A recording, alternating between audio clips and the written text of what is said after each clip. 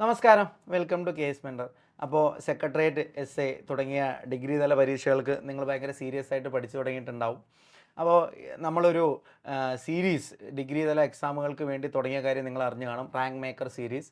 So അതിൽ വരുന്ന videos മുടങ്ങാതെ കാണണം. ഏറ്റവും ഇമ്പോർട്ടൻ്റ് ആയ എക്സാം പെർസ്പെക്റ്റീവിൽ അനാലിസിസിന് ശേഷം നിങ്ങൾക്ക് തരുന്ന ക്ലാസ്സസാണ്, അത് മറക്കാതെ കാണണം. അതിന് പുറമെ നിങ്ങളുടെ ഭാഗത്തു നിന്നുള്ള റിക്വസ്റ്റ് മാനിച്ചുകൊണ്ട് നമ്മൾ വേറൊരു വീഡിയോ സീരീസ് സ്റ്റാർട്ട് ചെയ്യുകയാണ്, അല്ലെങ്കിൽ കുറച്ച് നമ്പർ ഓഫ് വീഡിയോസ് ചെയ്യുകയാണ്.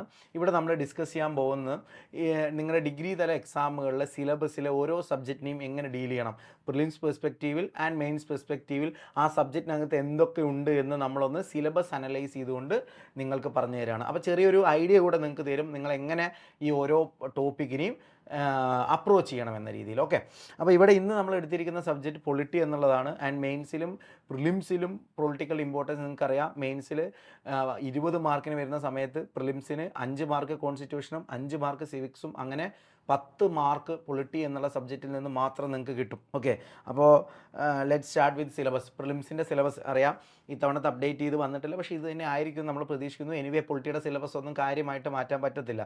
എനിവേ കോൺസ്റ്റിറ്റ്യൂഷൻ അതുപോലെ അവിടെ തന്നെ ഉണ്ടാവും. സോ കോൺസ്റ്റിറ്റ്യൂഷൻ്റെ അകത്ത് പഠിക്കാനുള്ളത് കോൺസ്റ്റിറ്റ്യൂവൻ്റ് അസംബ്ലി മുതൽ യൂണിയൻ സ്റ്റേറ്റ് ലീസ്റ്റ് അഥവാ ലെജിസ്ലേറ്റീവ് റിലേഷൻ വരെയുള്ള കാര്യങ്ങളാണ്. സിവിക്സ് എന്നുള്ള ഭാഗത്ത് പബ്ലിക് അഡ്മിനിസ്ട്രേഷൻ ഉണ്ട്, പിന്നെ കുറച്ച് സ്റ്റാറ്റ്യൂട്ടറി ഭാഗങ്ങളുണ്ട്, അതിന് പുറമെ ലാൻഡ് റീഫോമും വാട്ടർഷെഡ് ഡെവലപ്മെൻറ്റും ഉണ്ട്, പിന്നെ സോഷ്യൽ വെൽഫെയർ എന്നുള്ള ഭാഗം കൂടെയുണ്ട്. നമ്മളെല്ലാം ഡീറ്റെയിൽ ആയിട്ട് കാണും. ദെൻ മെയിൻസിൻ്റെ സിലബസ് നമ്മൾ എടുക്കുന്ന സമയത്ത് അഗെയിൻ കോൺസ്റ്റിറ്റ്യൂഷനെ 2 ഭാഗമാക്കി തിരിച്ചിരിക്കുന്നു. ഒന്ന് കോൺസ്റ്റിറ്റ്യൂഷണൽ സ്ട്രക്ചർ എന്ന് പറയുന്ന ഭാഗത്ത് കോൺസ്റ്റിറ്റ്യൂഷൻ്റെ സാലിയൻ ഫീച്ചേഴ്സ് മുതൽ ഗവൺമെൻറ് വരെയുള്ള ഭാഗങ്ങളെ കവർ ചെയ്യുന്നെങ്കിൽ, മെയിൻ സെക്കൻഡ് പാർട്ട് അല്ലെങ്കിൽ മോഡ്യൂൾ 4 പറയുന്നത് central state relation under the constitution ആണ്. ഇവിടെ സെൻട്രൽ സ്റ്റേറ്റ് റിലേഷൻ പറയുന്ന സമയത്ത് സത്യത്തിൽ സെൻട്രൽ സ്റ്റേറ്റ് റിലേഷൻ മാത്രമല്ല, അതിൻ്റെ കൂട്ടത്തിൽ തന്നെയാണ് കോൺസ്റ്റിറ്റ്യൂഷണൽ അമെൻമെൻറ്റ് പോലെയുള്ള എമർജൻസി പോലെയുള്ള കാര്യങ്ങളും കൂടെ സിലബസിനകത്ത് ഇട്ടിരിക്കുന്നത് എന്നുള്ള കാര്യം അറിയാം. അതിന് ഒരു കാര്യം ഓർമ്മിപ്പിക്കാനുള്ളത്, പ്രിലിംസിൻ്റെ സമയത്ത് കറണ്ട് അഫെയർ എന്നുള്ളത് സിലബസിനോട് ചേർത്ത് തന്നെ പറഞ്ഞിട്ടുണ്ട് എങ്കിൽ മെയിൻസിൽ കറണ്ട് അഫെയർ എന്നുള്ളത് എടുത്ത് പറഞ്ഞിട്ടില്ല. പക്ഷേ ഞാൻ എപ്പോഴും പറയുന്ന പോലെ ഈ ഓരോ ടോപ്പിക്കുകളുടെ അകത്തും വരുന്ന കറണ്ട് അഫെയർ പരീക്ഷയ്ക്ക് ചോദിക്കാം, അത് സിലബസിൻ്റെ ഭാഗം തന്നെയാണ് എന്ന് അറിഞ്ഞുകൊണ്ട് നിങ്ങൾ പൊളിറ്റി പഠിക്കണം. പൊളിറ്റി അത്രമാത്രം ഡൈനാമിക് ആയുള്ള സബ്ജക്റ്റാണ്, വരുന്ന ഓരോ മാറ്റങ്ങളും ഇമ്പോർട്ടൻ്റ് ആണ്. ഫോർ എക്സാമ്പിൾ, നമ്മൾ തന്നെ കേസ് മെൻറ്റർ ചാനൽ ലാസ്റ്റ് ചെയ്ത കുറച്ച് കാര്യങ്ങൾ, ഇപ്പോൾ 1 നേഷൻ 1 ഇലക്ഷൻ, അല്ലെങ്കിൽ ഹൈക്കോടതി ജഡ്ജ് പുറത്താക്കുന്നതായിട്ട് ബന്ധപ്പെട്ട കാര്യങ്ങൾ, അല്ലെങ്കിൽ ഇന്ത്യയുടെ വൈസ് പ്രസിഡന്റിനെ പുറത്താക്കുന്നതുമായി ബന്ധപ്പെട്ട് കറണ്ട് അഫെയറിൽ വന്ന ഡിസ്കഷൻസ്, ഇതെല്ലാം നമ്മൾ ഡീറ്റെയിൽ ആയിട്ട് അതത് സമയത്ത് ഈ ചാനലിൽ തന്നെ അപ്ലോഡ് ചെയ്യുന്നുണ്ടാവും. സോ മറക്കാതെ ചാനൽ ഫോളോ ചെയ്യുക എന്നുള്ളതും കൂടെ ഇതിൻ്റെ കൂട്ടത്തിൽ നിങ്ങൾ ഉറപ്പുവരുത്തേണ്ട കാര്യമാണ്. ഓക്കെ, നേരെ നമുക്ക് സിലബസിലോട്ട് കിടക്കാം. ഞാനിവിടെ ചെയ്യുന്നത് ഈ സിലബസിനെ കുറച്ച് ലോജിക്കലി കുറേ ഭാഗങ്ങളാക്കി തിരിക്കുകയാണ്. പ്രിലിംസിനെയും മെയിൻസിനെയും ഇതിനകത്ത് എല്ലാം ഉണ്ട്. സോ വൺസ് ഈ വീഡിയോ കണ്ട ശേഷം നിങ്ങളും നിങ്ങളുടെ ഈ സിലബസിനെ ഇപ്പം ഞാൻ പറയുന്ന സബ് ചാപ്റ്ററുകളുടെ അടിയിലാക്കിയ ശേഷം ഈ ടോപ്പിക്കുകൾ കവർ ചെയ്യുന്നുണ്ട് എന്ന് ഉറപ്പുവരുത്തുന്ന കാര്യം മാത്രം ചെയ്താൽ മതി, പഠിച്ച് തുടങ്ങുന്ന ആൾക്കാരോടാണ്. അപ്പോൾ ആദ്യം കോൺസ്റ്റിറ്റ്യൂഷൻ സിലബസിലുണ്ടെങ്കിൽ സ്വാഭാവികമായും ആ കോൺസ്റ്റിറ്റ്യൂഷൻ്റെ ഏറ്റവും ബേസിക് ആയ കാര്യങ്ങൾ നിങ്ങളിൽ നിന്ന് പഠിക്കാൻ ആവശ്യപ്പെടും, അല്ലേ? അത് എവിടെ നിന്ന് തുടങ്ങും? ഇന്ത്യയിലെ കോൺസ്റ്റിറ്റ്യൂഷണൽ ഹിസ്റ്ററി മുതൽ, അത് നിങ്ങൾ മോഡേൺ ഇന്ത്യയുടെ ഭാഗത്ത് പഠിക്കും. റെഗുലേറ്റിംഗ് ആക്ട് മുതൽ ഗവൺമെൻറ് ഓഫ് ഇന്ത്യ ആക്ട് 1948 വരെയുള്ള ഭാഗങ്ങൾ. അത് തുടർന്ന് നിങ്ങൾ എന്ത് പഠിക്കണം? കോൺസ്റ്റിറ്റ്യൂവൻ്റ് അസംബ്ലി അല്ലെങ്കിൽ ക്യാബിനറ്റ് മിഷൻ പ്ലാൻ പ്രകാരം വന്ന കോൺസ്റ്റിറ്റ്യൂവൻ്റ് അസംബ്ലിയെക്കുറിച്ച് പഠിക്കണം. തുടർന്ന് നിങ്ങൾ എന്തറിയണം? ആ കോൺസ്റ്റിറ്റ്യൂവൻ്റ് അസംബ്ലി ചെയ്ത കാര്യങ്ങൾ, ആദ്യത്തെ പാർലമെൻറ്റായിട്ട് അത് വർക്ക് ചെയ്തത് എങ്ങനെയാണ്, കോൺസ്റ്റിറ്റ്യൂവൻ്റ് അസംബ്ലിയുടെ കമ്മിറ്റിയിൽ ആരൊക്കെയുണ്ട്, അതെല്ലാം കഴിയുന്ന ഭാഗത്ത് നിങ്ങൾ നേരെ കോൺസ്റ്റിറ്റ്യൂഷൻ എനാക്ട്മെൻറ്റിലോട്ട് കിടക്കും. അവിടെ കോൺസ്റ്റിറ്റ്യൂഷൻ എനാക്ട്മെൻറ്റും പ്രിയാമ്പിളും സാലിയൻ ഫീച്ചേഴ്സും നിങ്ങൾക്ക് ഒരുമിച്ച് പഠിക്കാം. അഥവാ പ്രിയാമ്പിളിനകത്തുനിന്ന് we the people of India എന്ന് പറഞ്ഞുകൊണ്ട് ഈ കോൺസ്റ്റിറ്റ്യൂഷൻ്റെ അതോറിറ്റി ഇന്ത്യയിലെ ജനങ്ങളാണ് എന്നുള്ള ആദ്യത്തെ നിങ്ങളുടെ പഠനം അവിടെ മുതൽ തുടങ്ങുവാണ്. ദെൻ അവിടെ മുതൽ പ്രിയാമ്പിളിനകത്തുള്ള കാര്യങ്ങൾ എന്തൊക്കെയാണ്, ആൻഡ് പ്രിയാമ്പിൾ പഠിക്കുന്ന കൂട്ടത്തിൽ തന്നെ നിങ്ങൾക്ക് കോൺസ്റ്റിറ്റ്യൂഷൻ്റെ ചില ഫിലോസഫിക്കലായ കാര്യങ്ങൾ പഠിക്കാം. എന്താണ് റിപ്പബ്ലിക് എന്ന് പറഞ്ഞാൽ, എന്താണ് സെക്കുലറിസം എന്ന് പറഞ്ഞാൽ, ഇന്ത്യയിൽ സെക്കുലറിസം എങ്ങനെയാണ്, അത്തരം ഫിലോസഫിക്കലായുള്ള കാര്യങ്ങൾ പഠിച്ചു കഴിഞ്ഞ് ആ കൂട്ടത്തിൽ തന്നെ നിങ്ങൾ എന്ത് ചെയ്യണം? ഇന്ത്യൻ കോൺസ്റ്റിറ്റ്യൂഷൻ്റെ ചില സാലിയൻ ഫീച്ചേഴ്സ് ഉണ്ട്, നമ്മുടെ പാർലമെൻ്ററി ഫോം ഓഫ് ഗവൺമെൻറ്, നമ്മുടെ കോൺസ്റ്റിറ്റ്യൂഷൻ്റെ വലിപ്പത്തെക്കുറിച്ചുള്ള കാര്യങ്ങൾ, കോൺസ്റ്റിറ്റ്യൂഷൻ്റെ അകത്തെ പാർട്സ്, കോൺസ്റ്റിറ്റ്യൂഷൻ്റെ അകത്തെ ഷെഡ്യൂൾസ്, അങ്ങനെ തുടങ്ങി ബേസിക് ആയിട്ട് ചോദിക്കാൻ പറ്റുന്ന എല്ലാ സാലിയൻ ഫീച്ചേഴ്സും എവിടെ പഠിക്കുക? ഈ ഒരു പാർട്ട് പഠിക്കുക. ഇത് കഴിയുമ്പോഴേക്ക് നിങ്ങൾ കോൺസ്റ്റിറ്റ്യൂഷൻ്റെ അകത്തോട്ട് കാലെടുത്ത് വയ്ക്കാൻ റെഡിയായി കാണും. അവിടെ നിങ്ങൾക്ക് ഫണ്ടമെൻ്റൽ റൈറ്റ് വെച്ച്, അതിൻ്റെ ഇടയിൽ യൂണിയൻ ടെറിട്ടറി അല്ലെങ്കിൽ സിറ്റിസൺഷിപ്പ് പ്രിലിംസിന് പഠിക്കാനുണ്ട്. പക്ഷേ അവിടെ നിൽക്കട്ടെ, നിങ്ങൾക്ക് എന്ത് ചെയ്യാം? നിങ്ങൾക്ക് റൈറ്റ്സും ഡ്യൂട്ടീസും കൈയോടെ പഠിച്ചു പോകാം. റൈറ്റ്സും ഡ്യൂട്ടീസും നിങ്ങൾ fundamental right part 3 and part 4ൽ പറഞ്ഞിരിക്കുന്ന directive principles of state policy and part 4A പറഞ്ഞിരിക്കുന്ന ഫണ്ടമെൻ്റൽ ഡ്യൂട്ടീസ്, ഇത് മൂന്നും പഠിക്കുക. ഇത് മൂന്നും പഠിക്കുന്ന സമയത്ത് വളരെ ഡീറ്റെയിൽ ആയിട്ട് പഠിക്കുക. എസ്പെഷ്യലി ഫണ്ടമെൻ്റൽ റൈറ്റ് എന്നുള്ള ഏറ്റവും കൂടുതൽ ചോദ്യം വരുന്ന പ്രിലിംസിനായാലും മെയിൻസിനായാലും വരുന്ന ഒരു ഭാഗമാണ്. സോ അത് മിസ് ചെയ്യരുത്. ഓരോ ആർട്ടിക്കിളും എടുത്തു വെച്ചുകൊണ്ട് ഓരോന്നിൻ്റെയും ഇൻ്റർപ്രിട്ടേഷൻ പഠിച്ചുകൊണ്ട് ഓരോന്നിൻ്റെയും ഇമ്പോർട്ടൻ്റ് ആയ സ്ഥലത്ത് വരുന്ന അല്ലെങ്കിൽ കേസ് ലോസ് ചർച്ച ചെയ്യപ്പെടുന്ന സ്ഥലത്ത് ആ കേസ് ലോസ് പഠിച്ചുകൊണ്ട് ഇപ്പോൾ കേശവാനന്ദ ഭാരതി പോലെയുള്ള കാര്യങ്ങൾ, സജ്ജൻ സിംഗ് മുതലുള്ള ഇവല്യൂഷൻ ഒക്കെ അതത് കാര്യങ്ങൾ കവർ ചെയ്യുന്നുണ്ട്. നിങ്ങൾ ഒറ്റയ്ക്കാണ് പഠിക്കുന്നതെങ്കിൽ ഞാൻ മുമ്പ് പറഞ്ഞ കംപ്ലീറ്റ് ടെക്സ്റ്റ് ബുക്ക് എന്നുള്ളതൊന്ന് എടുത്ത് വായിക്കുക. ആ ടെക്സ്റ്റ് ബുക്ക് എടുത്ത് വായിച്ചുകൊണ്ട് പിന്നെ കോൺസ്റ്റിറ്റ്യൂഷനും ഇതിൻ്റെ ഭാഗമായിട്ടുള്ള റെഫറൻസ് ബുക്കുകളും കൂടെ എടുത്ത് വായിക്കുക. അതല്ല ക്ലാസ്സിലാണെങ്കിൽ നിങ്ങൾ ഈ ഓർഡറിൽ തന്നെ കവർ ചെയ്യപ്പെടുന്നുണ്ട് എന്ന് ഉറപ്പുവരുത്തുക, നിങ്ങൾ എവിടെ പഠിക്കുന്ന കുട്ടിയാണെങ്കിലും. Okay, so rights and duties കഴിഞ്ഞ് കഴിഞ്ഞാൽ അതിൻ്റെ കൂട്ടത്തിൽ തന്നെ നിങ്ങൾ എന്ത് ചെയ്തു, ഡയറക്റ്റീവ് പ്രിൻസിപ്പിൾസൂടെ പഠിച്ചു. ദെൻ നിങ്ങൾക്ക് പ്രിലിംസിൽ മാത്രമുള്ള സിറ്റിസൺഷിപ്പ് പഠിക്കാം. സിറ്റിസൺഷിപ്പ് ആർട്ടിക്കിൾ 5 മുതൽ 11 വരെയുള്ള ഭാഗം നിങ്ങൾ പഠിക്കുക. അതിൻ്റെ കൂട്ടത്തിൽ കോൺസ്റ്റിറ്റ്യൂഷൻ്റെ അകത്ത് ഞാൻ ഈ പറഞ്ഞ ആർട്ടിക്കിൾ 5 മുതൽ 11 വരെയുള്ള ഭാഗം പഠിച്ചിട്ടുണ്ട് എന്നുള്ളതും കൂട്ടത്തിൽ തന്നെ സിറ്റിസൺഷിപ്പ് ആക്ട് 1955 അതിനെ തുടർന്നുള്ള അതിൻ്റെ അമെൻമെൻറ്റുകളിൽ വന്ന ഭയങ്കര ഏറ്റവും ഇമ്പോർട്ടൻ്റ് ആയ കാര്യങ്ങളും ഇൻക്ലൂഡിങ് സിറ്റിസൺഷിപ്പ് അമെൻമെൻറ്റ് ആക്ട് 2019 പഠിച്ചിട്ടുണ്ട് എന്ന് ഉറപ്പുവരുത്തുക. എസ്പെഷ്യലി സിറ്റിസൺഷിപ്പ് അമെൻമെൻറ്റ് നടപ്പാക്കുന്നു എന്ന് ഗവൺമെൻറ് ഭാഗത്തു നിന്നുള്ള ന്യൂസസ് വരുന്ന സമയത്ത് അത് ചോദിക്കാനുള്ള സാധ്യത കൂടുതലാണ്.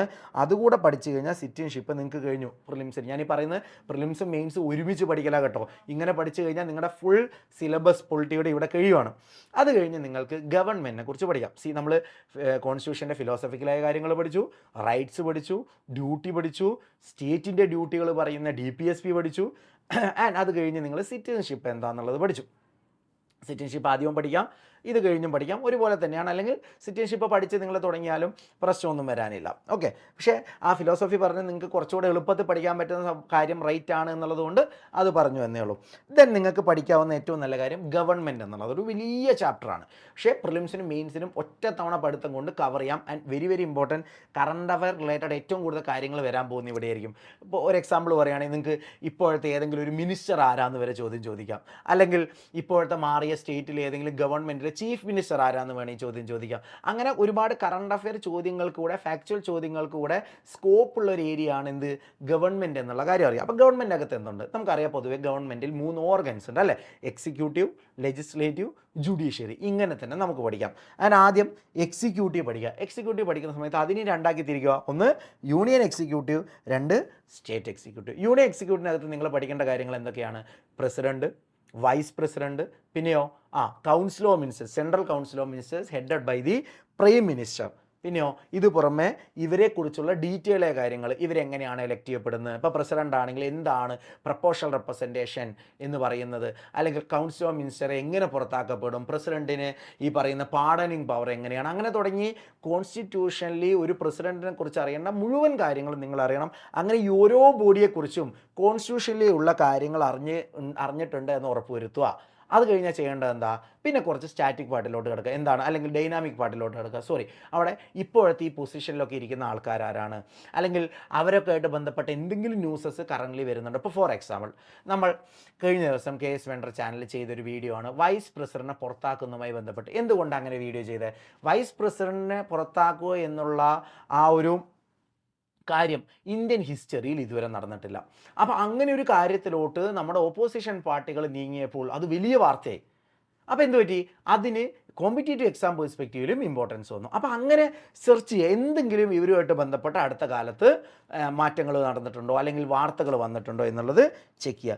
ഇതേ കാര്യം എവിടെ ചെയ്യുക, സ്റ്റേറ്റിൽ ചെയ്യുക. അവിടെ governor, chief minister, council of ministers ഉൾപ്പെടെയുള്ള ആൾക്കാരെക്കുറിച്ചുള്ള കോൺസ്റ്റിറ്റ്യൂഷണൽ വശങ്ങളും അവരെക്കുറിച്ചുള്ള കറൻ്റ്ലി റെലവൻ്റായ കാര്യങ്ങളും അവരെക്കുറിച്ചുള്ള എന്തെങ്കിലും ലീഗൽ കാര്യങ്ങളുണ്ടെങ്കിൽ അതുകൂടെ പഠിച്ചിട്ട് പോവുക. ഫോർ എക്സാമ്പിൾ ഇപ്പോൾ റെപ്രസെൻറ്റേഷൻ ഓഫ് പീപ്പിൾ ആക്ടിൽ ഇവർ ഇലക്ഷനെ കുറിച്ച് ചില കാര്യങ്ങൾ പറയും, അത് നിങ്ങൾ അറിയണം. അങ്ങനെ എന്തൊക്കെ സ്റ്റാറ്റ്യൂട്ടുകളിൽ പറയുന്നുണ്ടോ, എന്തൊക്കെ കോൺസ്റ്റിറ്റ്യൂഷനിൽ പറയുന്നുണ്ടോ, അതിന് പുറമെ എന്തൊക്കെ കറണ്ട് അഫെയറിൽ പറയുന്നുണ്ടോ, ഇത് ഒന്ന് വായിച്ചിട്ട് പോവുക. ദെൻ അത് കഴിഞ്ഞാൽ എന്താ, സെക്കൻഡ് പാർട്ട് ലെജിസ്ലേച്ചർ, നിയമനിർമ്മാണം നിർമ്മിക്കുന്ന ആൾക്കാർ. അതും സെൻട്രൽ ആരുണ്ട്? പാർലമെൻ്റ് ഉണ്ട്. സ്റ്റേറ്റിൽ ആരുണ്ട്? സ്റ്റേറ്റ് ലെജിസ്ലേച്ചർ ഉണ്ട്. അപ്പോൾ പാർലമെൻറ്റ് പഠിക്കുന്ന സമയത്ത് ആദ്യം അറിയാം 2 സഭകളുണ്ട്. ലോക്സഭയെക്കുറിച്ച് പഠിക്കണം, രാജ്യസഭയെക്കുറിച്ച് പഠിക്കണം. അതിൻ്റെ കോൺസ്റ്റിറ്റ്യൂഷൻ എങ്ങനെയാണ്, അവരുടെ ഫങ്ഷൻസ് എന്തൊക്കെയാണ്, അവർ ചെയ്യുന്ന വർക്കുകൾ അല്ലെങ്കിൽ അവർ ചെയ്യുന്ന അതോറിറ്റി പവേഴ്സ് അവർക്ക് എന്തൊക്കെയുണ്ട്. അതിൻ്റെ ഉള്ളിൽ തന്നെ ഇമ്പോർട്ടൻ്റ് ഓഫീസേഴ്സ് വരും അല്ലേ. സ്പീക്കറുണ്ട്, ചെയർമാനുണ്ട്, ഡെപ്യൂട്ടി ചെയർമാനുണ്ട്, ഇത്തരം ഡെപ്യൂട്ടി സ്പീക്കറുണ്ട്, ഇത്തരം ഓഫീസേഴ്സ് അവിടെ വരും. ലോക്സഭാ സെക്രട്ടറി പോലെയുള്ള പോസ്റ്റുകളുണ്ട്, ലോക്സഭാ സെക്രട്ടേറിയറ്റ് ഉണ്ട്. ഇതിനെക്കുറിച്ചെല്ലാം അറിയാം. അവിടെ ഒരു ദിവസം നടക്കുന്ന കാര്യങ്ങൾ എന്താണ്, ആദ്യം 0 അവർ എന്ന് പറഞ്ഞാൽ എന്താണ്, അവിടെ കുറേ മോഷൻസ് വരുന്നതായിട്ട് വാർത്ത കാണുന്നുണ്ടല്ലോ, എങ്കിൽ എന്താണ് ഈ മോഷൻ എന്ന് പറഞ്ഞാൽ, അങ്ങനെ തുടങ്ങി ഒരു ലോക്സഭയെക്കുറിച്ച് നിങ്ങളൊരു സ്റ്റാൻഡേർഡ് ബുക്ക് എടുത്ത് വായിച്ചു കഴിഞ്ഞാൽ കിട്ടുന്ന എല്ലാ വിവരങ്ങളും ലോക്സഭയെക്കുറിച്ചും രാജ്യസഭയെക്കുറിച്ചും അറിയാം. ആൻഡ് അവരെ ഇലക്ഷൻസ് പോലെയുള്ള ഏറ്റവും ഇമ്പോർട്ടൻ്റ് ആയ ടോപ്പിക്കുകൾ നമ്മൾ ഇതുപോലെ നിങ്ങൾക്ക് PYQ അനലൈസ് ചെയ്ത് കഴിഞ്ഞാൽ കിട്ടും. അതവിടെ ചെന്ന് ചെയ്യുക. അതും കൂടെ ചെയ്തു എന്ന് ഉറപ്പ് വരുത്തി കഴിഞ്ഞാൽ സ്റ്റേറ്റ് ലെജിസ്ലേച്ചർ ചെയ്യാം. അവിടെ കേരളം പോലെയുള്ള സംസ്ഥാനങ്ങളിൽ ലെജിസ്ലേറ്റീവ് അസംബ്ലി മാത്രമല്ലെങ്കിൽ ചില സംസ്ഥാനങ്ങളിൽ നിന്നുണ്ട് ലെജിസ്ലേറ്റീവ് കൗൺസിൽ കൂടെ ഉണ്ട്. ഈ വീഡിയോയുടെ താഴെ നിങ്ങൾ കമൻറ്റ് ചെയ്യണം ഏതൊക്കെ സംസ്ഥാനങ്ങളിലാണ് ഇന്ന് ലെജിസ്ലേറ്റീവ് കൗൺസിൽ ഉള്ളത്. മറക്കരുത്. കഴിഞ്ഞ വീഡിയോകളിലൊക്കെ പറഞ്ഞ് കുറച്ച് പേരെ കമൻറ്റ് ചെയ്യുന്നുള്ളൂ. സോ മറക്കാതെ കമൻറ്റ് ചെയ്യുക ഏതൊക്കെ സംസ്ഥാനങ്ങളിലാണ് ലെജിസ്ലേറ്റീവ് കൗൺസിൽ ഇപ്പോൾ ഉള്ളത്. ഓക്കെ. ആൻഡ് അതിന് കൂടെ തന്നെ കഴിഞ്ഞ വീഡിയോയിൽ പറഞ്ഞ പോലെ നിങ്ങൾ ആവശ്യപ്പെട്ട വീഡിയോ നമ്മൾ ചെയ്യുന്നതായിരിക്കും. അതുപോലെ തന്നെ ഈ വീഡിയോ കഴിയുമ്പോൾ നിങ്ങൾ പറയുക ഇതിൽ നിന്ന് ഏതെങ്കിലും ഒരു പ്രത്യേക പോർഷൻ നിങ്ങൾക്ക് വീഡിയോ വേണോ, മറക്കാതെ എന്ത് ചെയ്യുക, കമൻറ്റ് ചെയ്യുക. ആൻഡ് ലെജിസ്ലേച്ചർ കഴിഞ്ഞാൽ അടുത്ത പണി എന്താ, ഈ നിയമം നടപ്പാക്കുന്നുണ്ടോ നോക്കുന്ന, അല്ലെങ്കിൽ നടപ്പാക്കുന്നത് ജുഡീഷ്യലി ചെക്ക് ചെയ്യുന്ന ഒരു ബോഡിയുണ്ട്. അതാണ് എന്ത്, എക്സിക്യൂട്ടീവ്. അപ്പോൾ അവിടെ മുതൽ ജുഡീഷ്യറി എന്ന് പറയുന്നത്. അപ്പോൾ നിങ്ങൾ ഫിലോസഫിക്കൽ ഭാഗത്ത് പഠിച്ച് കാണും ഇന്ത്യയുടെ ഏതൊരു ഇൻ്റഗ്രേറ്റഡ് ജുഡീഷ്യൽ സിസ്റ്റമാണ്.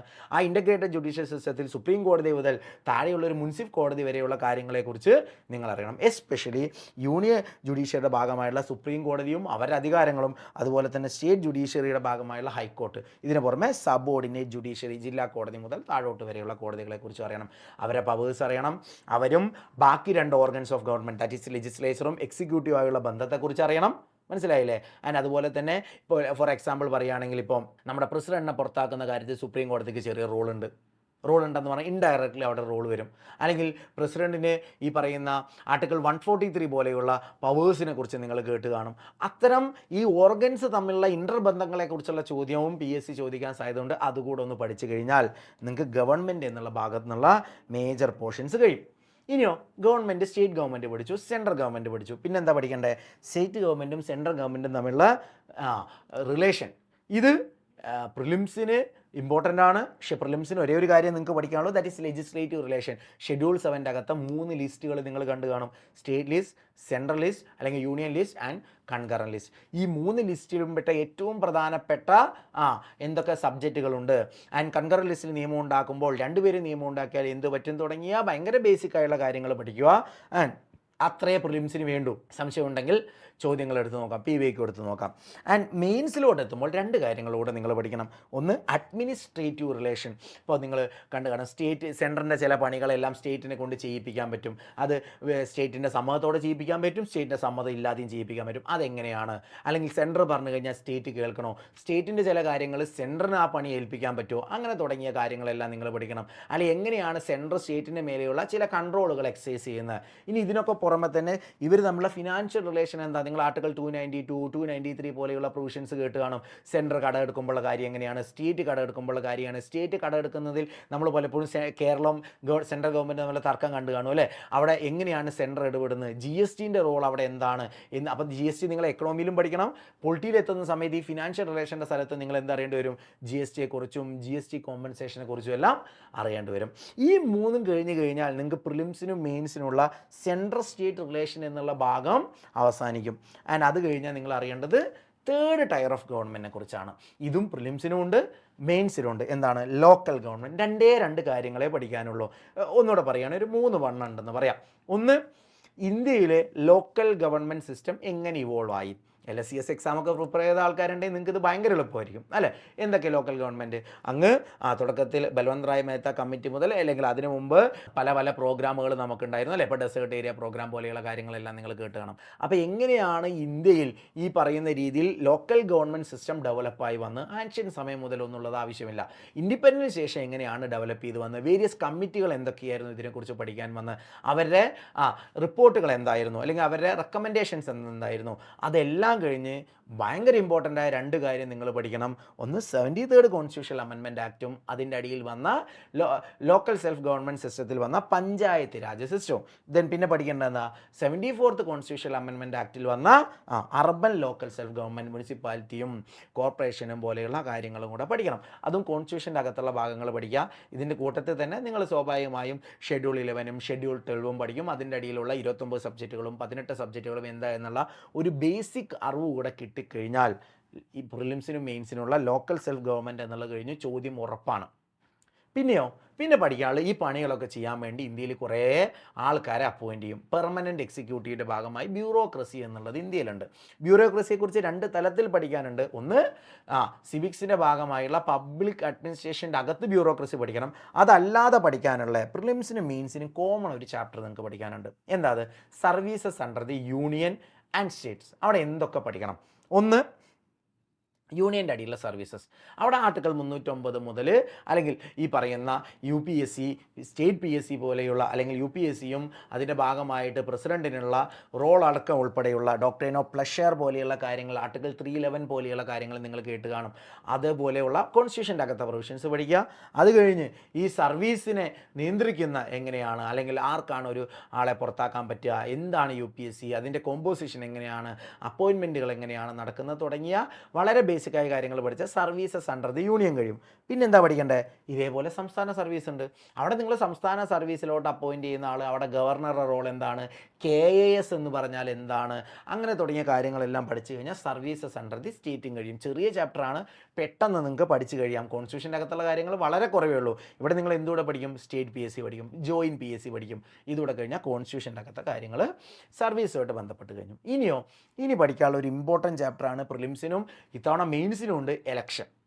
ഭയങ്കര ഡൈനാമിക് ചാപ്റ്റർ, ഒരുപാട് എന്താ പറയുക തവണ ചോദ്യങ്ങൾ വന്ന് കാണുന്ന ചാപ്റ്റർ. കാരണം നിങ്ങൾക്കറിയാം എന്തുകൊണ്ടാണ്, എപ്പോഴും ഇന്ത്യയിൽ ഇലക്ഷൻ ഉണ്ടാവും. നമ്മൾ വൺ നേഷൻ വൺ ഇലക്ഷൻ്റെ വീഡിയോയിൽ ഡിസ്കസ് ചെയ്ത പോലെ. അപ്പോൾ അവിടെ നിങ്ങൾ എന്തൊക്കെ പഠിക്കണം? ഒന്ന്, ഇലക്ഷൻ കമ്മീഷൻ. ഇന്ത്യയുടെ ഇലക്ഷൻ കമ്മീഷൻ അവരെ ആരാണ് അപ്പോയിൻറ്റ് ചെയ്യുന്നത്? ഇപ്പോൾ ലേറ്റസ്റ്റ് ആയിട്ട് വന്ന ചേഞ്ചസ് നമ്മൾ അതിനെക്കുറിച്ച് വീഡിയോ ചെയ്തിട്ടുണ്ടായിരുന്നു അല്ലേ? അറിയില്ലേ? നിങ്ങൾ പറയാം, നമുക്കൊന്നുകൂടെ ചെയ്യാം. എങ്ങനെയാണ് ഇലക്ഷൻ കമ്മീഷനായിട്ട് ബന്ധപ്പെട്ട് ലേറ്റസ്റ്റ് ആയിട്ട് വന്നുള്ള ചേഞ്ചസ്, അവരുടെ പവേഴ്സ് എന്താണ്, അവരുടെ ഫങ്ഷൻസ് എന്താണ്. ഇനി ഇതിന് കൂട്ടത്തിൽ തന്നെ എന്തുകൂടെ പഠിച്ചോ? സ്റ്റേറ്റ് ഇലക്ഷൻ കമ്മീഷനെ കുറിച്ചുകൂടെ പഠിക്കുക. അത് പക്ഷേ നിങ്ങൾ ഇവിടെ പറയാത്തതിൻ്റെ കാരണം, സ്റ്റേറ്റ് ഇലക്ഷൻ കമ്മീഷനെ കുറിച്ച് നിങ്ങൾ 73rd അമെൻമെൻറ്റിലും 74th അമെൻമെൻറ്റിലും പഠിക്കും. എന്തുകൊണ്ടാണ്? അവരെ പണി പഞ്ചായത്ത് ആൻഡ് മുനിസിപ്പാലിറ്റി ഇലക്ഷൻ പഠിക്കുക എന്നുള്ള. അതുകൊണ്ട് അത് ഇവിടെ പഠിക്കേണ്ട, പക്ഷെ അവിടെ നിങ്ങളത് പഠിച്ചു കഴിഞ്ഞു ഓൾറെഡി. അപ്പോൾ ഇലക്ഷൻ കമ്മീഷൻ ഓഫ് ഇന്ത്യയെക്കുറിച്ച് അറിയണം, അവരുടെ അധികാരങ്ങളെക്കുറിച്ച് അറിയണം, ഇലക്ട്രൽ പ്രോസസ്സ് അറിയണം. ഇന്ത്യയിലെ മോഡൽ കോഡ് ഓഫ് കണ്ടക്റ്റ് മുതൽ ഒരു പോളിംഗ് ഓഫീസറെ ആരാണ് അപ്പോയിൻറ്റ് ചെയ്യുന്നത്, അവരുടെ അധികാരം എന്താണ് വരെയുള്ള വളരെ ഡീറ്റെയിൽ ആയിട്ടുള്ള ഇലക്ഷൻ പ്രോസസ്സിനെ കുറിച്ച് ഒരറിവുണ്ടാക്കി വയ്ക്കുക.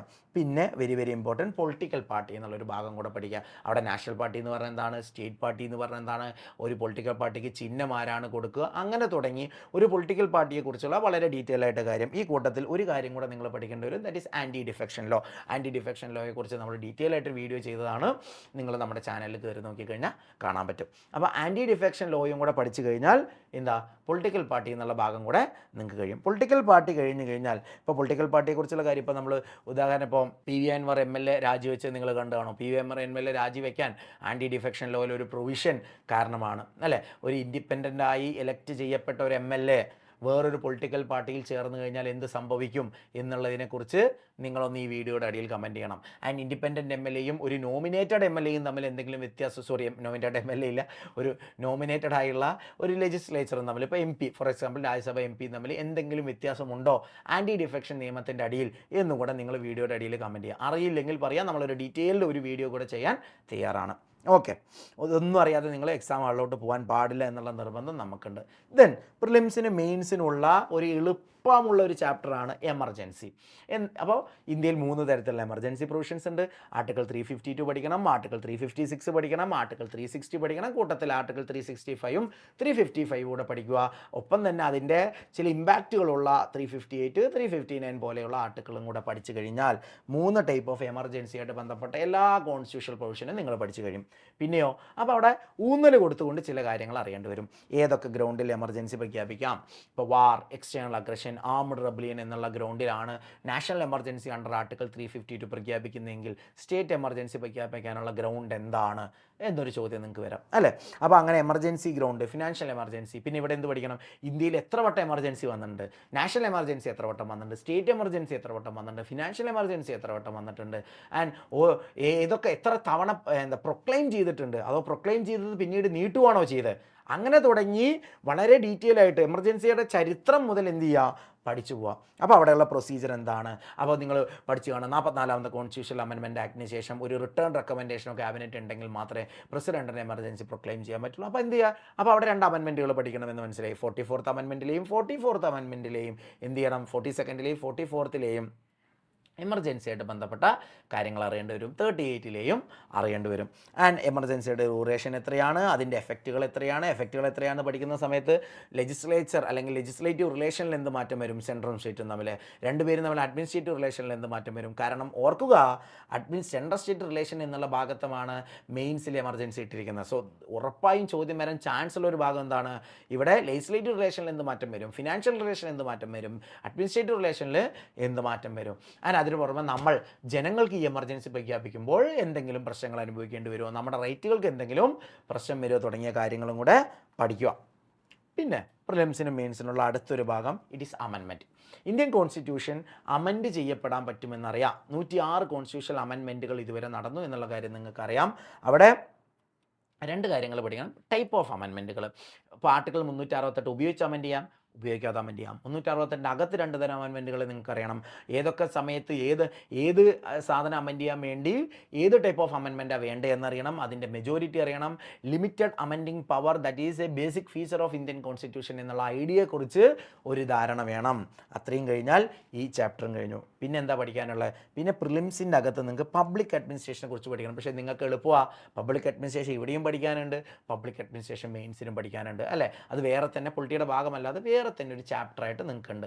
കോൺസ്റ്റിറ്റ്യൂഷൻ്റെ ഭാഗമല്ലാതെ വേറൊരു ചാപ്റ്ററായിട്ടുണ്ട്, അല്ലെങ്കിൽ വേറൊരു മൊഡ്യൂളായിട്ട് തന്നെ ഉണ്ട്. അപ്പോൾ അവിടെ ബ്യൂറോക്രസി, വേരിയസ് തിങ്കേഴ്സ്, അവർ ബ്യൂറോക്രസിയെക്കുറിച്ച് പറഞ്ഞ കാര്യങ്ങൾ, ബ്യൂറോക്രസി എങ്ങനെയാണ് ഈ പറയുന്ന ടെമ്പററി പൊളിറ്റിക്കൽ എക്സിക്യൂട്ടീവിൽ നിന്ന് മാറി നിൽക്കുന്ന, ഇത്തരം തുടങ്ങിയ ഓരോ നമ്മൾ വളരെ ഡീറ്റെയിൽ ആയിട്ട് കിടക്കുന്നില്ല എങ്കിലും ഓരോ തിങ്കേഴ്സ് ബ്യൂറോക്രസിയെക്കുറിച്ച് പറഞ്ഞ കാര്യങ്ങൾ അറിയണം. ഇന്ത്യയിലെ ബ്യൂറോക്രസിയുടെ ഫീച്ചേഴ്സിനെ കുറിച്ച് അറിയണം, ബ്യൂറോക്രസി എന്ന പണികളെക്കുറിച്ച് അറിയണം. ഈ കൂട്ടത്തിൽ ഒരു കാര്യം കൂടെ പബ്ലിക് അഡ്മിനിസ്ട്രേഷൻ പഠിക്കേണ്ടത്, ദാറ്റ് ഈസ് ഇ ഗവേണൻസ്. അതും നിങ്ങൾക്ക് ആഡഡ് അഡ്വാൻറ്റേജ് അല്ലേ. എന്തുകൊണ്ടാണ്, പ്രിലിംസിൽ ഇ ഗവേണൻസ് പഠിക്കുന്ന നിങ്ങൾക്ക് മെയിൻസിൽ ഇ ഗവേണൻസ് മോഡ്യൂൾ 9 ആയിട്ട് ഒരു കംപ്ലീറ്റ് ചാപ്റ്ററാണ്. അപ്പോൾ എന്താ ഗുണം, അപ്പോൾ ഈ ഗവേണൻസ് പഠിക്കുന്ന ഈ ഗവേണൻസിനകത്ത് എന്തൊക്കെ, എന്താണ് ഈ ഗവേണൻസ്, അതിൻ്റെ കൺസെപ്റ്റ് എന്താണ്, ഇന്ത്യയിൽ ഈ ഗവേണൻസ് എങ്ങനെയാണ് വളർന്നു വന്നത്, കേരളത്തിൽ എങ്ങനെയാണ് വളർന്നു വന്നത്, ഇപ്പോൾ കേരളത്തിലും ഇന്ത്യയിലുള്ള ഈ ഗവേണൻസ് പ്രോഗ്രാമുകൾ എന്തൊക്കെയാണ്, അതിൻ്റെ വേണ്ട വേരിയസ് സ്കീമുകളും ഓരോരോ ഡിപ്പാർട്ട്മെൻറ്റിലും കൊണ്ടുവന്ന വേരിയസ് ആപ്പുകൾ ഒക്കെ എന്തൊക്കെയാണ്. കഴിഞ്ഞു. ഇത്രയും ഈ ഗവേണൻസ് ഉള്ളൂ. മെയിൻസിലോട്ട് എത്തുന്ന സമയത്ത് MIS പോലെയുള്ള എക്സ്പേർട്ട് സിസ്റ്റം പോലെയുള്ള കുറച്ച് കാര്യങ്ങളൂടെ പഠിക്കാനുണ്ട്. പക്ഷേ വളരെ ഈസിയാണ്. ഒരു തവണ ഒരു നല്ലൊരു ഹാൻഡ് ഔട്ട്, KS മെൻഡറിലെ പോലെ നല്ലൊരു ഹാൻഡ് ഔട്ട് പഠിച്ചു കഴിഞ്ഞാൽ തീരാവുന്നതേ ഉള്ളൂ ഈ ഗവേണൻസ് എന്നൊരു ചാപ്റ്റർ. അത് ഇപ്പോൾ വൃത്തിക്ക് പഠിച്ചു കഴിഞ്ഞാൽ മെയിൻസിന് മറ്റേതും കൂടെ ആയി എന്നുള്ള കാര്യം മനസ്സിലാക്കുക.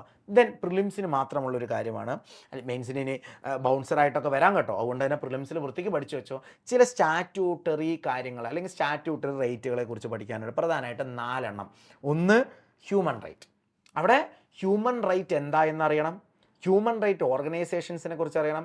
ഹ്യൂമൻ റൈറ്റുമായിട്ട് ബന്ധപ്പെട്ട എന്തെങ്കിലും പുസ്തകങ്ങൾ കറൻ്റ്ലി ചർച്ച ചെയ്യപ്പെടുന്നുണ്ടെങ്കിൽ അതറിയണം. ഹ്യൂമൻ റൈറ്റ് ആക്ടിവിസ്റ്റുകളെ കുറിച്ച് അറിയണം. And very very important, human right ആക്ടിനെ കുറിച്ചും അതിൻ്റെ അകത്ത് ഹ്യൂമൻ റൈറ്റ് കമ്മീഷനുകളെ കുറിച്ചുള്ള ധാരണ അറിയണം. കഴിഞ്ഞു.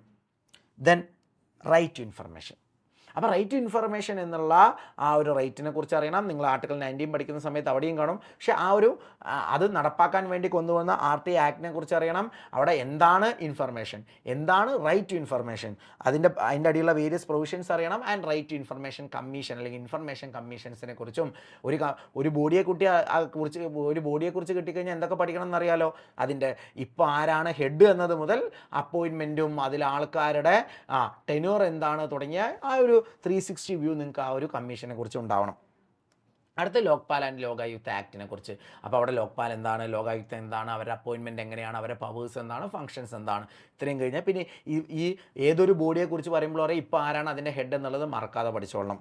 അതുകൂടെ കഴിഞ്ഞ് കഴിഞ്ഞാൽ പിന്നെ കൺസ്യൂമർ പ്രൊട്ടക്ഷൻ ആക്ടിനെ കുറിച്ചും അതിൻ്റെ അടിയിൽ വന്ന കൺസ്യൂമർ പ്രൊട്ടക്ഷൻ റൂൾസിനെ കുറിച്ചും അറിയണം. അവിടെ എന്താണ് കൺസ്യൂമർ റൈറ്റ്, കൺസ്യൂമർ റൈറ്റ്സ് നടപ്പാക്കാനുള്ള ബോഡികൾ എന്തൊക്കെയാണ്, അതിനുവേണ്ടി അപ്പോയിൻറ്റ് ചെയ്യുന്ന ട്രിബ്യൂണലിൻ്റെ പണി എന്താണ്, ഇത്തരം കാര്യങ്ങളെക്കുറിച്ചുകൂടെ അറിയണം. ഈ 4 കഴിഞ്ഞ് കഴിഞ്ഞാൽ പ്രിലിംസിലെ പ്രധാനപ്പെട്ട അപ്പോൾ ഇങ്ങ് റാൻഡമായിട്ട് വലിച്ചു വാരി പഠിക്കാതെ ഓക്കെ സ്റ്റാറ്റ്യൂട്ടറി റൈറ്റുകൾ എനിക്ക് പഠിക്കാനുണ്ട്, ഞാൻ ഈ 4 പഠിക്കേണ്ടത്, 1 പഠിച്ചു, 2 പഠിച്ചു, 3, 4 പഠിച്ചു, ഒരു വീക്ക് കൊണ്ട് നിങ്ങൾക്ക് ഈ പറയുന്ന ഭാഗം പഠിച്ചു തീർക്കാം. ഓക്കെ, അടുത്ത് വാട്ടർ ഷെഡും ലാൻഡ് റീഫോമും. ഇത് പ്രിലിംസിന് ഭാഗമായിട്ട് നിങ്ങൾക്ക് പഠിക്കാനുള്ളതാണ്. അപ്പോൾ അവിടെ ഇതിൻ്റെ പക്ഷേ ചില കാര്യങ്ങളൊക്കെ നിങ്ങൾക്ക് മെയിൻസിൽ എക്കണോമിയിലും കേരള ഡെവലപ്മെൻറ്റിലും എല്ലാം പഠിക്കേണ്ടി വരും കേട്ടോ. അപ്പോൾ അവിടെ വാട്ടർ ഷെഡ് മാനേജ്മെൻറ്റ് ഇന്ത്യയിൽ എങ്ങനെയാണ്, കേരളത്തിൽ എങ്ങനെയാണ്, എങ്ങനെയാണ് ഈ വാട്ടർ ഷെഡ് മാനേജ്മെൻറ്റ് കേരളത്തിൽ ചെയ്യുന്നത്, ഇന്ത്യയിൽ ചെയ്യുന്നത്, അവിടെ ഗവൺമെൻറ് സ്കീമുകളുണ്ട്. അപ്പോൾ നിങ്ങൾ പ്രധാനമന്ത്രി കൃഷി സിഞ്ചായി യോജന പോലെയുള്ള കാര്യങ്ങൾ കേട്ടിട്ടുണ്ടാവും. അല്ലെങ്കിൽ അതിന് മുമ്പ് ഇതിൽ സബ്സ്യൂം ചെയ്യപ്പെട്ട ഇൻ്റഗ്രേറ്റഡ് വാട്ടർ ഷെഡ് ഡെവലപ്മെൻറ്റ് പ്രോഗ്രാമിനെ കുറിച്ചുള്ള കാര്യങ്ങൾ കേട്ട് കാണും. അപ്പോൾ ഇത് ആ ഒരു ഹിസ്റ്റോറിക്കൽ കാര്യങ്ങളും വാട്ടർ ഷെഡ് മാനേജ്മെൻറ്റ് എങ്ങനെയാണ് ചെയ്യുന്നതെന്നും അറിയാം. അതിൻ്റെ അപ്പുറം പഠിക്കേണ്ട കാര്യമില്ല, കാരണം അത്രമാത്രം ചോദ്യം ഇന്നേ വരെ വന്നിട്ടുള്ളൂ. അതും അതിന്ന് ചോദ്യം ചോദിക്കുന്നത് വളരെ കുറവാണ്, പലപ്പോഴും ചോദിക്കാറുമില്ല. അപ്പോൾ അതുകൊണ്ട് തന്നെ ആ ഒരു ഇമ്പോർട്ടൻസിൽ അറിഞ്ഞുകൊണ്ട് സമയം ചിലവാക്കുക. പക്ഷേ പഠിക്കാതെ പോകരുത്, ഒന്നും പഠിക്കാതെ പോകരുത് കേട്ടല്ലോ.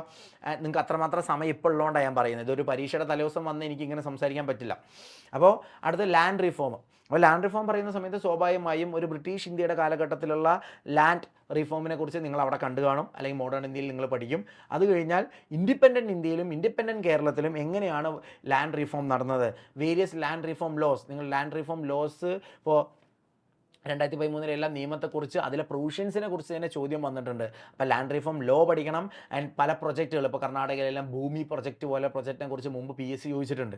അപ്പോൾ അങ്ങനെ ഏതെങ്കിലും ഇന്ത്യയിലെ ലാൻഡ് റിഫോം പ്രൊജക്റ്റുകൾ അടുത്ത കാലത്ത് ചർച്ച ചെയ്യപ്പെട്ടിട്ടുണ്ടെങ്കിൽ അതും നിങ്ങൾ അറിയണം. എസ്പെഷ്യലി അതൊരു വൾണറബിൾ സെക്ഷൻസിനെ പ്രൊട്ടക്റ്റ് ചെയ്യാൻ വേണ്ടിയിട്ടുള്ളതാണെങ്കിൽ, ഫോർ എക്സാമ്പിൾ ട്രൈബ്സ്. ഓക്കെ, അത് കഴിഞ്ഞ് കഴിഞ്ഞാൽ പിന്നെ പ്രിലിംസിൽ പഠിക്കാനുള്ള 2 കാര്യങ്ങളാണ് ലേബറും എംപ്ലോയ്മെൻറ്റും. രണ്ടായിട്ട് തന്നെ കാണണം.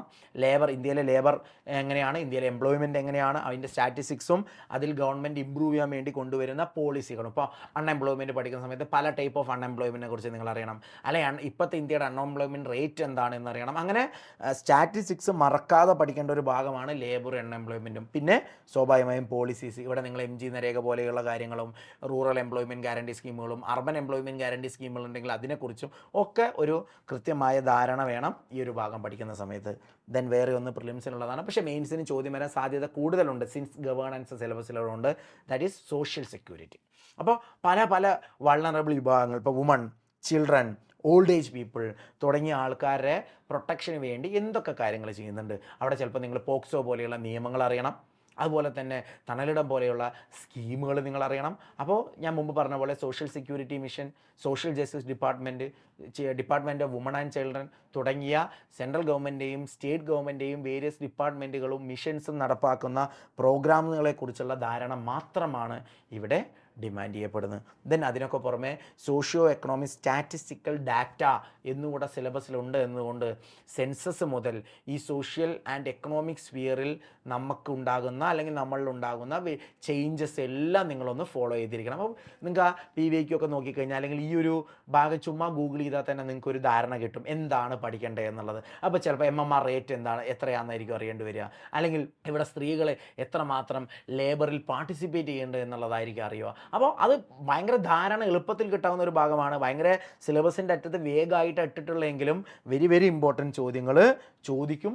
Social and economic statistical data എന്ന് കരുതി ആയിരക്കണക്കിന് ഡാറ്റകൾ ബൈഹാർട്ട് ചെയ്യേണ്ട അവസ്ഥയൊന്നുമില്ല. ഞാനിപ്പോൾ പറഞ്ഞ പോലെയുള്ള ഒരു നമ്പർ ഓഫ് സാധനങ്ങളുണ്ട്, അത് മാത്രം പഠിക്കേണ്ട. അപ്പോൾ ഇങ്ങനെ സ്ട്രക്ചർ ചെയ്തിട്ടാണ് കേസ് മെൻറ്റർ ഇവിടുത്തെ ഓരോ ബാച്ചിലെ കുട്ടികളെയും പഠിപ്പിക്കുന്നത്. അല്ലെങ്കിൽ അവർ പോലും അറിയാതെ ഈ ഒരു സ്ട്രക്ചറിങ്, ഈ പറയുന്ന ഓരോ ചോദ്യം കൊടുക്കുന്നതിൽ പോലും നമ്മൾ ചെയ്യുന്നുണ്ട്. അപ്പോൾ ഇങ്ങനെ എത്രയും സമയം കളയാതെ സ്ട്രക്ചർ ചെയ്തുകൊണ്ട് ഭയങ്കര സ്മാർട്ടായിട്ട് പഠിക്കാനുള്ള ഒരു ആഗ്രഹമുള്ള ഒരാളാണ് നിങ്ങളെങ്കിൽ നിങ്ങൾക്ക് കേസ് മെൻറ്ററുടെ ബാച്ചിൽ ജോയിൻ ചെയ്യാൻ.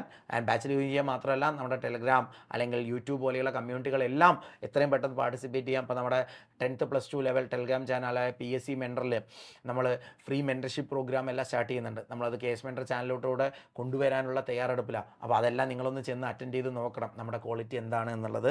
അപ്പോൾ അതുപോലെ തന്നെ ബാച്ചിനെ കുറിച്ച് മറന്നു പോകരുത്. നിങ്ങൾക്ക് അധികം സമയമില്ല, പെട്ടെന്ന് ജോയിൻ ചെയ്തുകൊണ്ട് ഈ ഏറ്റവും മുന്നിൽ നിന്ന് പഠിക്കുന്ന ഗ്രൂപ്പിൻ്റെ ഭാഗമാവാൻ നിങ്ങൾക്ക്.